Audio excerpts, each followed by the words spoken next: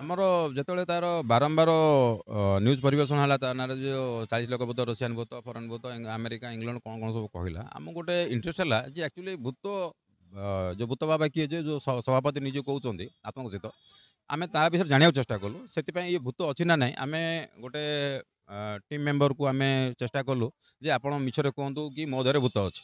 ଭୂତ ଏଇ ଟାଇପ୍‌ର କରୁଛି। ଦେଖିବା ସେ କେତେ ଦୂର ସତ୍ୟ। ସେ ଯଦି କହିଲା ନାଇଁ ଆପଣଙ୍କ ପାଖରେ ତ ଭୂତ ଫୂତ ସେମିତି କିଛି ନାହିଁ, ଆମେ ଜାଣିବା ଏ ଲୋକଟା ମାନେ ସତ କଥା କହୁଛି। ସେଥିପାଇଁ ଆମେ ପ୍ଲାନ୍ କଲୁ।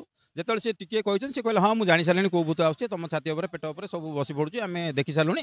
ଆଉ ଆପଣ ଆସନ୍ତୁ ମୁଁ ଭଲ କରିଦେବି।" ସେଇ ଜିନିଷ ଯେତେବେଳେ କହିଲେ, ଆମେ ତାପରେ ସେ ଯୋଉ ଟାଇମ୍ ଦେଲେ, ଯୋଉ ଡେଟ୍ ଦେଲେ, ଆମେ ସେଇ ଡେଟ୍‌ରେ ହିଁ ଗଲୁ।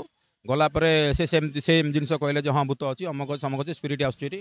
ଅଣହିନ୍ଦୁ ସ୍ପିରିଟ୍ ଆସୁଛି।" ଏଇସବୁ ଜିନିଷ ତାଙ୍କ ଯୋଉ ବକବାସ୍ କଲେ, ସେଇଥିରୁ ଆମେ ଜାଣି ସାରିଲୁ ଇଏ ଗୋଟେ ଫ୍ରଡ୍ ଲୋକ ଆଉ କିଛି ନୁହଁ। ପୁରା ଯାହାକୁ ଫେକ୍ ଯାହାକୁ କୁହନ୍ତି, ଗୋଟେ ଫେକ୍ ଆଉ କିଛି ନୁହଁ।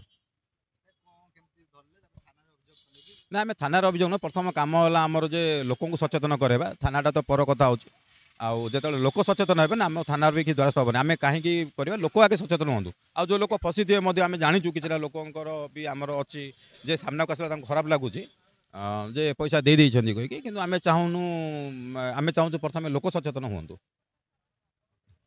ଆପଣ ଜାଣିଥିବେ ୟା ପୂର୍ବରୁ ନବ ଦାସଙ୍କ ଭୂତ ଭୂତ କହି ସେ ଏମିତି ଏକ ଟ୍ରାପରେ ପଡ଼ିଥିଲେ ଯୋଉଠି ପୂର୍ବରୁ ମର୍ଡର କେସ୍ ଥିଲା ତାଙ୍କ ନାଁରେ ବୋଲି ଜେଲ୍ ଯାଇଥିଲେ। ନା ମୁଁ ଚାହୁଁଛି ତାଙ୍କ କଥାରେ କୌଣସି ମାନେ ପ୍ରାୟୋରିଟି ନ ଦିଆଯାଉ। ସେ ଗୋଟେ ମାନେ ଯାହା କହିବେ ଗୋଟେ ମିଛୁଆ ଲୋକ, ମିଛ କହନ୍ତି। ଆଉ ଅନବରତ ସିଏ ଆପଣ କଥା କହିବାକୁ ଦେବେନି, ସେ ଖାଲି ବକର ବକର ବକର ହଉଥିବେ। ସେଇଭଳିଆ ଲୋକଙ୍କୁ ଆପଣ ଦୂରରେ ରୁହନ୍ତୁ। ଆଉ ତାଙ୍କ କଥାରେ ପଡ଼ିକି କିଏ ମାନେ ଅନ୍ଧବିଶ୍ୱାସଠୁ ଦୂରରେ ରୁହନ୍ତୁ, ତାଙ୍କ କଥାରେ ପଡ଼ିକି ଭାସି ଯାଆନ୍ତୁନି।